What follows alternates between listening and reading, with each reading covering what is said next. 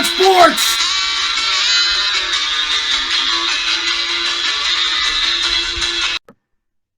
All right, gentlemen.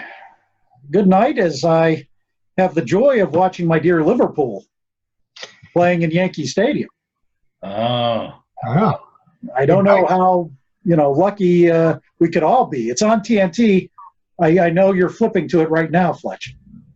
Oh, damn, I'm in the office where there's no TV. Damn it. Sorry thing, but why are they in New York, Dave? Seriously, I didn't realize. During the spring, they bring, or summer, they a bunch of teams will come to the United States to kind of get fans here, get them fired up about their different teams. They have several competitions. That's a good idea. I mean, you get the top players for probably 15, 20 minutes, and then it turns into an exhibition game. But it's kind of still neat. That's a good idea, though. Oh, yeah. Last year, we went to see Dortmund versus one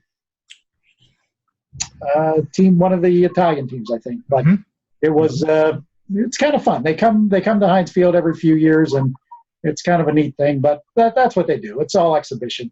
Like barnstorming baseball, almost. That's interesting. Basically, and then the season begins mid-August, and they know how to market. Next to the NFL, it's probably the best league as far as knowing how to market. And Liverpool, I believe, just went up. I believe they just went up 2-1. So be excited. Very good. Now, Garrett, tonight we have some. It was an interesting weekend in boxing. Yet a tragic weekend in boxing. It really, I mean, that's really to me, that's the moment of the week. I mean, Pacquiao is going to be 41 years old shortly. I think in August. And he fights Keith Thurman, who's one of the better welterweights out there right now. Now, Thurman's been really inactive. He's had a couple injuries. He had an elbow injury, I think, and a shoulder surgery, but that's still not an excuse. He works for Premier Boxing Champions and Al Heyman, who once his fighters get prominence, they don't fight. And it's showing up as an issue. I mean, we've seen this a couple other times. They're not fighting enough once they get prominence. But for Pacquiao to go in, and I did not buy it, so I have to qualify that, to be honest, but I will get to see it hopefully soon. I mean, apparently, though, Pacquiao really dominated many rounds of the fight.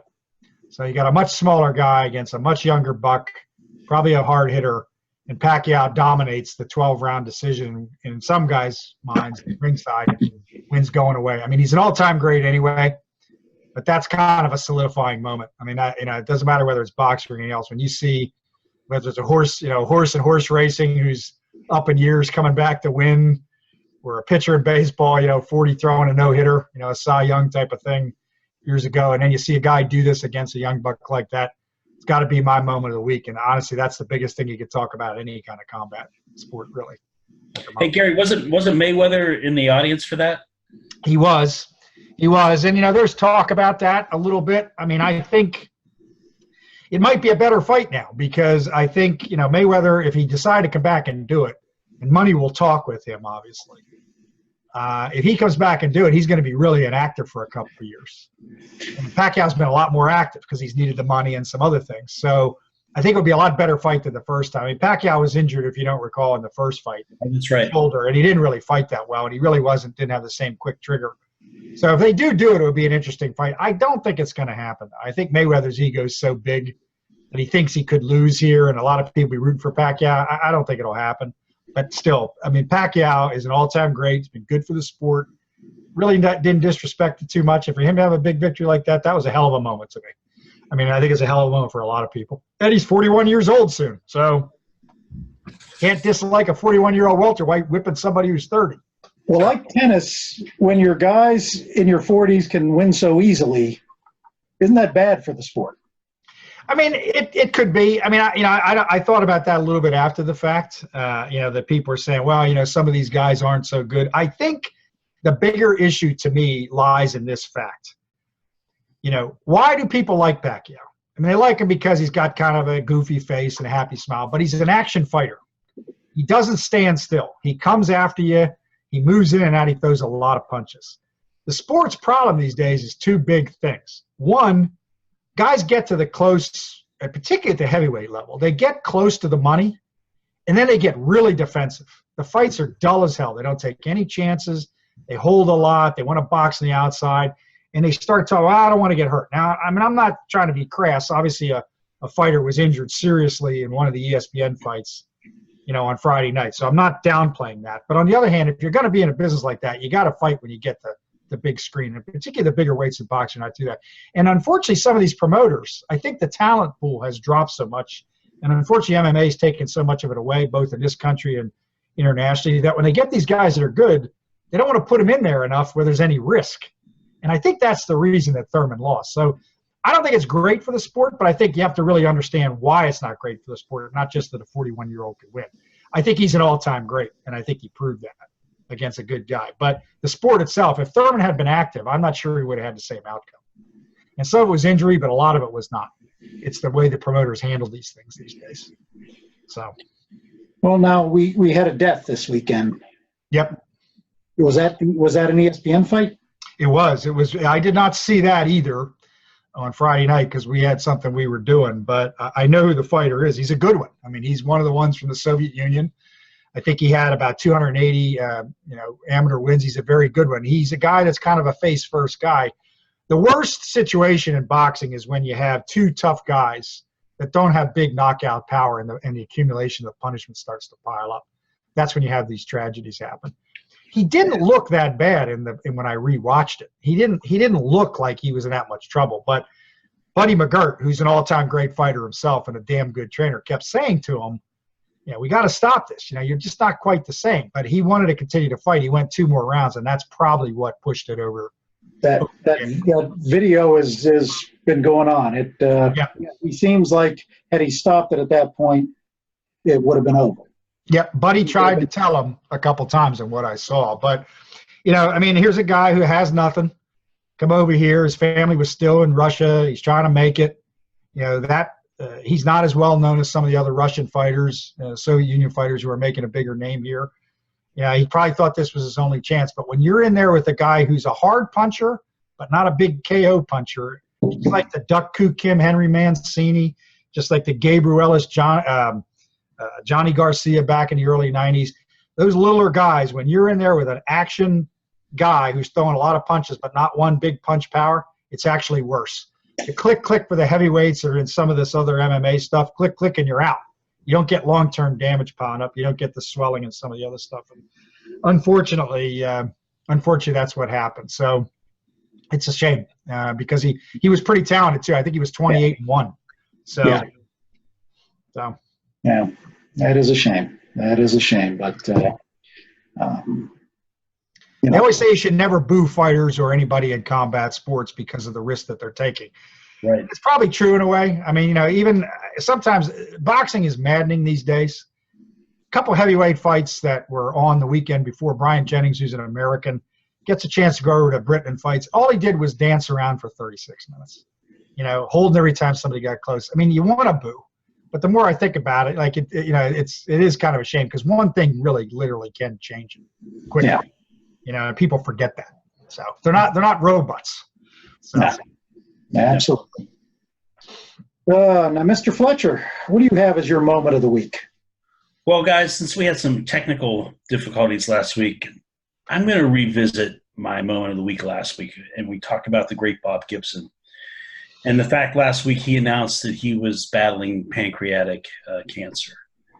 And guys, usually that's something if you're going to get a cancer diagnosis, that's not the one you want to get. So, right.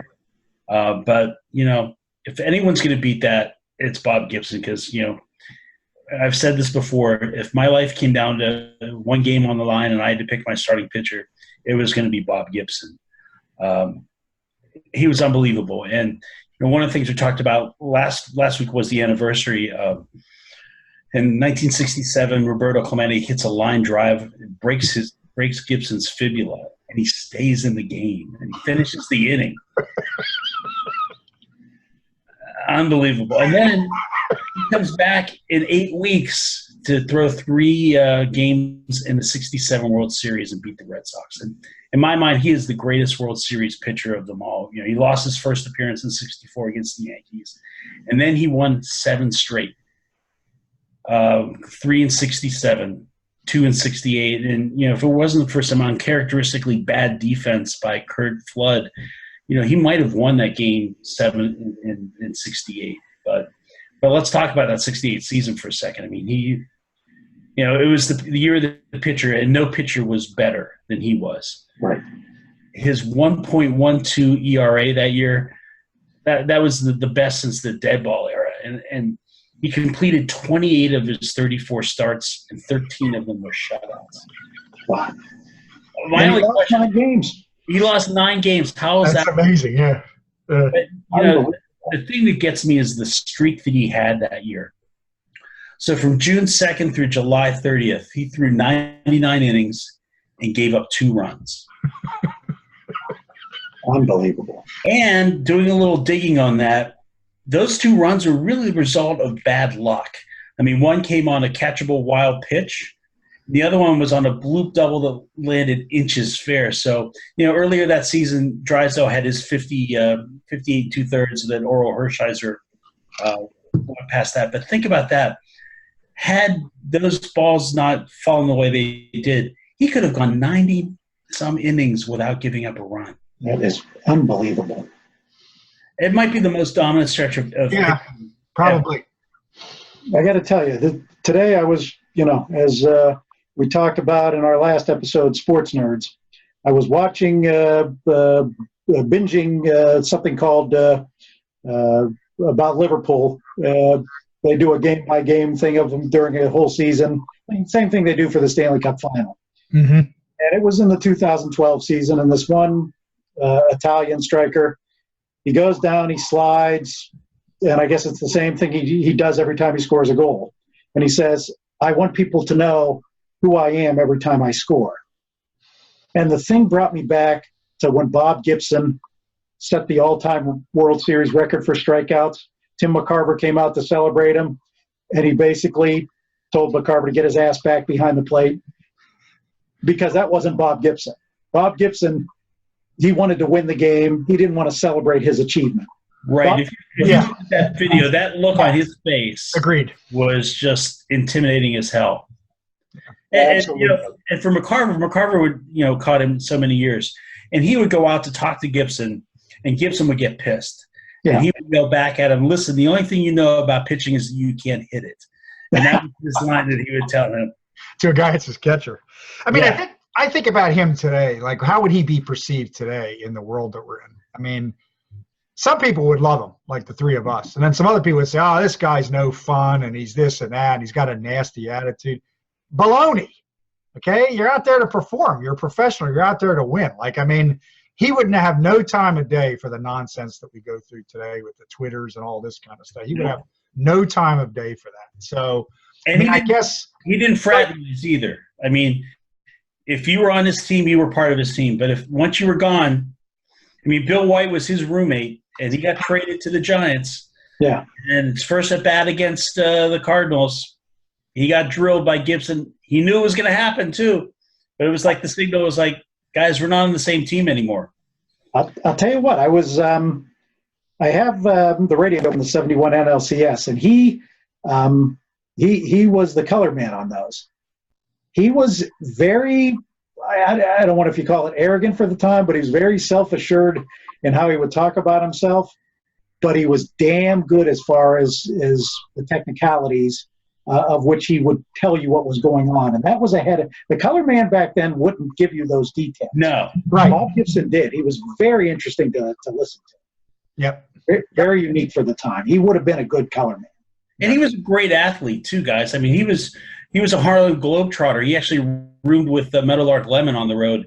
And Meadowlark said that he might have been an even better basketball player than he was a baseball player. So think about that. He was an All-American at Creighton, wasn't he? He was. All-American, yeah. He was. I'm trying to think of where he was promised a scholarship, but that was taken back because they had their quota of black players, so he didn't get his first choice. Yeah. But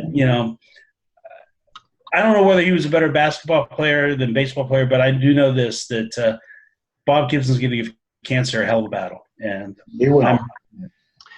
I mean, even his last year, what was he, 7-13? He was actually fairly effective, though. That Cardinal team couldn't hit by that point. Yeah. And he was actually a lot better, but you got to respect the guy that says, you know what, if I'm not at the top, I'm done. That's it. I'm finished. I mean, you got to respect that. He didn't take any. It was that era that inspired. I waited till now to give you your nicknames for the week. Uh-oh. Because it was that era that has inspired tonight's nickname, and I knew you were going to talk about this, Fetch. Today, you are Chris Mossy Fletcher. I'm not that ugly. Jesus. Gotta do that little dance. You are Gary Grisenda Kin. Oh. Oh, my goodness. And because you allowed me to take Thor, I am going to take Dave Dick Shot Finoli tonight.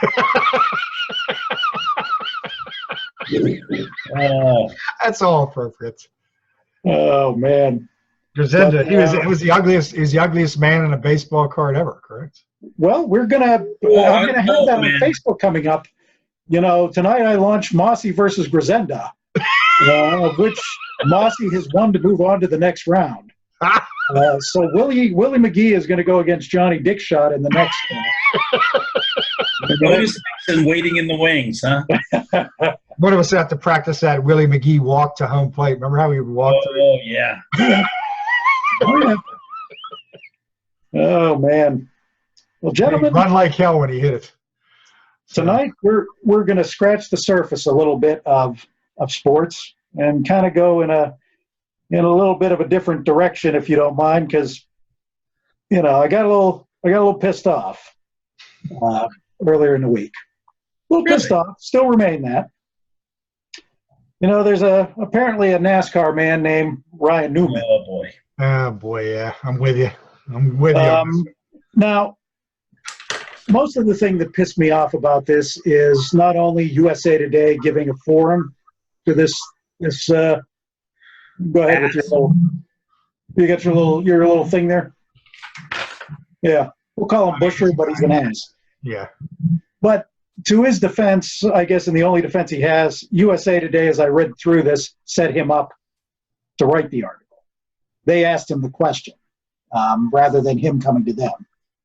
So, little background. It's the 50th anniversary of the moon landing, which in my mind is the greatest achievement we ever had. And certainly you think about not only the guys who put their lives on the line every time they got in this rocket, but the 400,000 people who developed technology when there was no roadmap to develop it, to get this done by the end of the month. Anybody who says or comes up that it is a farce, that it's a lie, is an asshole, is a dickhead. I don't think there's anything else you can say. I agree. I hate giving him forum. I hate when I was watching a recent documentary about it, that at the end, NASA was giving proof that the thing was real. But I guess I kind of understand in retrospect that they need money. And one thing kind of blew me away in this article, 11% of millennials do not believe we landed on the moon. Mind blowing. Here's Newman. When they asked him, he said he hasn't. What does he think of this weekend's 50th anniversary? So they were setting it up, and this is what's wrong with papers today. Reporting this stuff is just insane. Setting it up to get a lead article about it. These people, I wish they go out of business. They're the ones that deserve. Now, Newman says, I'm not a denier. I just don't know. I don't believe it's true, which would make him a denier. So I think that's pretty much the definition of a denier. I think that's kind of it's like McGuire with the steroids. I'm not here to talk about it. Well, that's what we brought you here for. Right. Jesus. Yeah. Well, he goes on, I don't have proof to believe it's true. I can't go off a picture or a video or whatever stage they were on, which there are tens of thousands of pictures of men on the moon. There's videos of men on the moon. There's videos of them blasting off, which, means this guy is just a thorough asshole. I can't go off a picture or a video or whatever stage they were on. They were just trying to beat the Russians for a good photo op. Yeah, I'm sure that's it. So there are two things going here. Obviously, this guy, shut your mouth. If it sounds like you're going to say something absolutely stupid, catch yourself when you're going to do it to millions of people. 11% of millennials don't believe this. It's an indictment of our school. It's an indictment of what we're teaching in history. I would say There might be, I don't know if there's a similar percentage when it comes to the Holocaust, but certainly that's been up for grabs too. So I suppose since I didn't see people going on the beaches of D-Day, it never happened. It didn't happen. It's a new approach to history where if we don't want it to be true, we just say it didn't happen because I didn't see it. Apparently the Pirates didn't win the 1903 World Series or 1909 World Series. We didn't see it. Because we didn't see film. it. Right. So that's a little troubling to me. That's a little scary. But it also, in a world where we're living with AB, not only with his rants, but, reportedly when he was sent to go to hospital visits, he showed up 3-4 hours late for these kids who were waiting there for him. Rapinoe, who, while she takes the women's equal pay in a proper mode, just some of the things she said, she's definitely a me first person. What a jerk. When we were growing up, we had the likes of Muhammad Ali, who believed in something and gave up his prime for it. He was dirt poor because of it, but he felt it was that important. And certainly, if not for the Supreme Court, Muhammad Ali would just be a dot in sports history. We had Ted Williams, who, for whatever report or whatever asshole he was as a human being, he stood up for Negro Leaguers in the Hall of Fame at a time when it was not a popular thing to do. And quite frankly, I'm not sure it would have happened in, I believe, 1971. Yeah. If not for him. Yep. And certainly what he did for the Jimmy Fund for kids suffering from cancer in Boston. And he did it quiet. And he told them, if you guys report this, I'm leaving now, and these kids aren't going to have the opportunity to spend time here. He would write checks to families who needed money. And he did this all on the cuff because he didn't want the legions of photographers, as we seem to have follow the athletes today as they do good things. You had Curt Flood. Curt Flood knew the reserve clause was ridiculous. The reserve clause was something that shouldn't have ever been allowed in any sport, much less because baseball had the right to do such things. And he gave up. He had a great career going on, save his bumble in the '68 series, as we talked earlier. But he gave all that up. Basic was over. There's one behind him, even though they knew it would benefit him because they were afraid. He wasn't afraid. That's what we grew up. And we grew up with a man named Kareem Abdul-Jabbar, who was hounded by the IRS after he changed his name from Lou Alcindor by our dear President Nixon by his order when that happened. And he gave up a lot of money over the course of his career. He was awarded the Medal of Honor. I'm going to quote a few things that he talked about here. He talked about that it was important he did that even though it cost him money. But being able to assert an identity that is in harmony with who I am, what my ancestry is all about, what my moral and political feelings are about, that's the most important thing. That's one of the wonderful things about life in America. We can all define ourselves and have the freedom to speak our minds and pursue things that make us feel whole and make us feel useful. But he went on when he was talking about Charlottesville. That's why I promote who I am the way I do, because I want America to continue to be the best place in the world. And we've got to work to do this. He gave up, and he continues to this day with very deep thoughts about how to correct problems, not, bitching about the moon being fake because he's too Go ahead. fucking lazy. There you go. I mean, what we go through anymore, the Chief Wahoo thing, let's get it off the sleeves, but let's not do anything to help the actual suffering of Native Americans so we can all feel good about ourselves. I mean, you also have the laziness of people who refuse to crack open a goddamn book and find out we have no video of it. Well, I posted after of how and what they did to put video on the moon, which was just blew my mind of what they went through to be able to have that feed 240,000 miles away. And you're disrespecting those people who busted their ass for 6 or 7 years to develop such things so we could see a man in another world. And this asshole, I have no videos. So it's even deeper than that for me. In NASCAR, because nobody's watching it as much anymore. So Right. that makes your career useless and all your hard work. So shove it up your ass with what you're talking about. But this is ridiculous. These people are paid ungodly amount of money.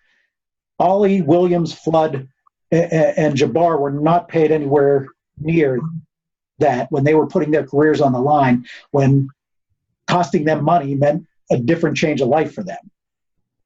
These people need to get off their ass, not sound so damn stupid, and be an inspiration to people to not sound so damn stupid.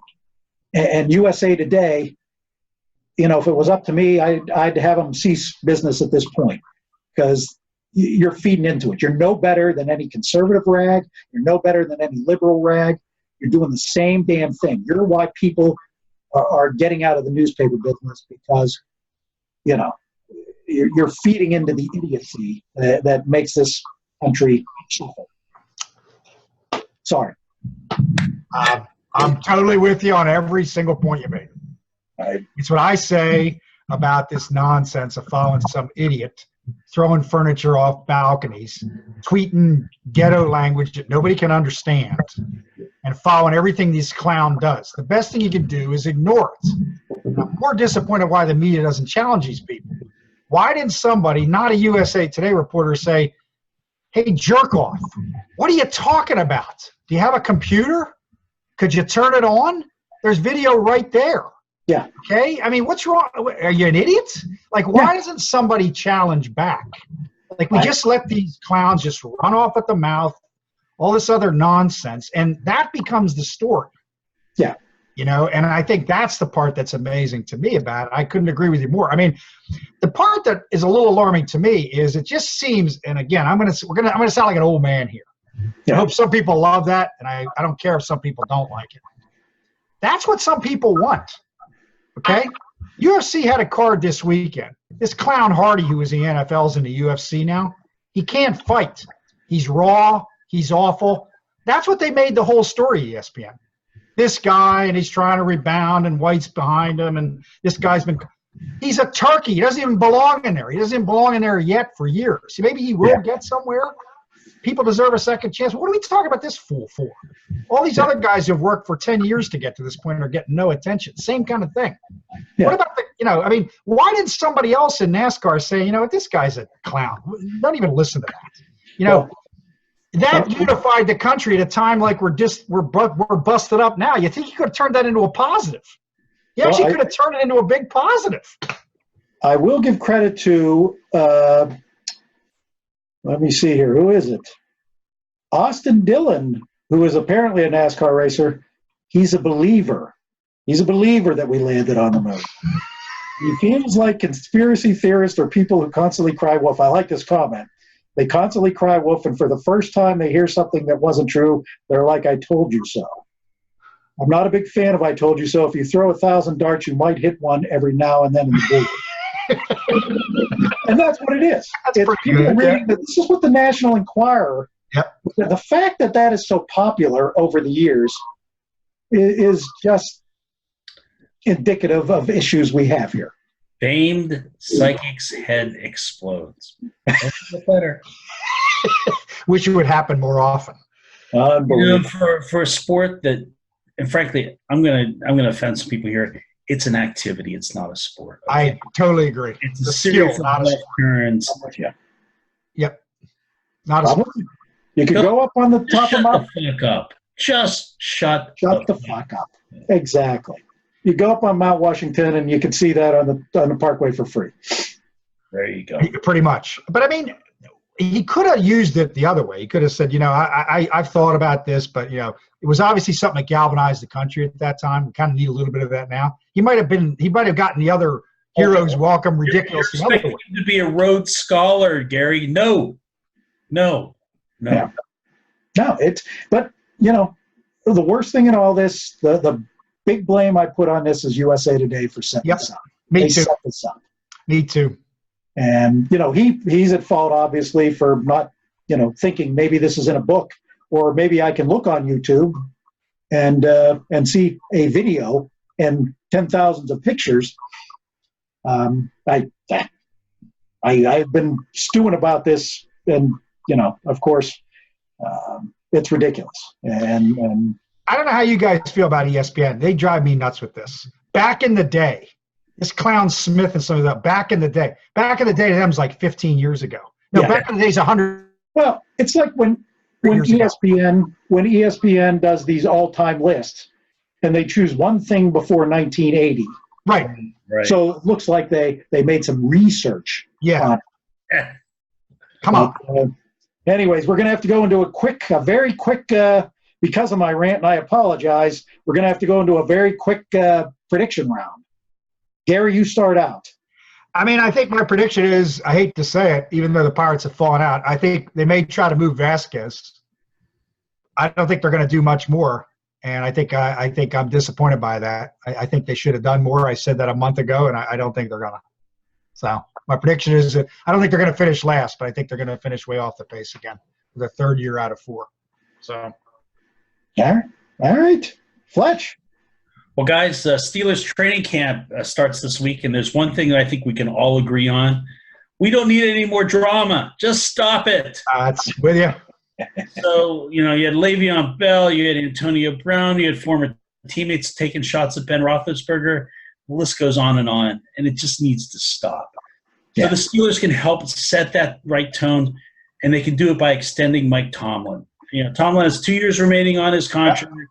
The time has come. This is when they traditionally re-sign their coaches. They need to do that before this camp is over, and I think they will. Say what you want about Tomlin and last year's collapse, but he's still one of the league's top coaches. Yep, long time. For whatever his faults are, and Tomlin has faults as much as Chuck Noll and Bill Cowher did, he's never had a losing season, fellas. Extending him now would send a clear signal to everyone else on the roster as well. It's like, Mike Tomlin is our coach. He's staying here. Listen to him if you want to have the same happen to you. Yeah. Period. I like it. I want him. I'm going to add one thing. I want him or someone in that Steelers organization to say, I'm not talking about somebody throwing shade or whatever this garbage term is. We're not talking about that. We've moved on. This is our future. This is one of the most storied organizations in pro sports. Don't ask me. Well, here's the other thing. I think Tomlin has the opportunity to show his mettle this year. Yep. This could be his year where he comes back and takes control of this shit. Could be his greatest year. And I will say it here, and I've said it all along. And rarely have people. I do it on Facebook sometimes just to have a little fun, but I really believe it. He is a better coach than Bill Cowher. I hear you. I can't argue. And if people want to look back at 1999 and 2000 to what the media and the fans were saying about Bill Cowher when they talk about him being, the tough coach and wouldn't take any of this stuff, he was getting the same abuse as a player's coach. Same abuse. And they had 2 losing seasons. So there you go. Great call, Fletch. Tomlin's got a longer run, too. Let's face it. Absolutely.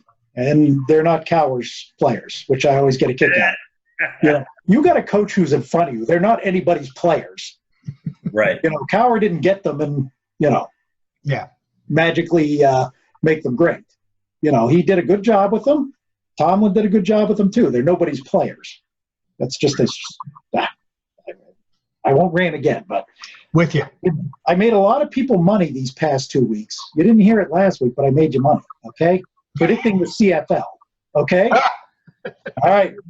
Yeah. I'm not going to stop because, you're going to call me the Greek when it comes to the CFL, and not for other reasons, as I'm sure you're thinking, Fletch, right now. I was going to call you the nose, but that's all right.